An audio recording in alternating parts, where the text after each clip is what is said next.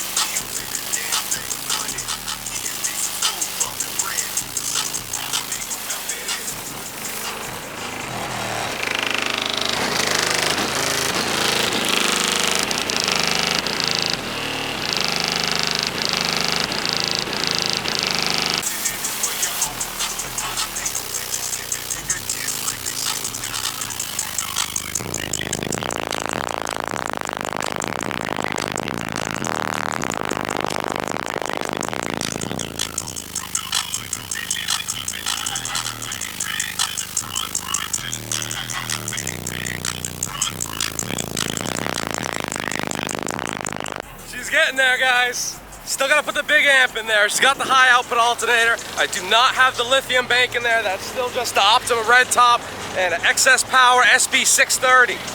But you can't tell me she's not getting down on 2,000 watts. Come on, that's 6,000 watts. It's gonna be crazy, man.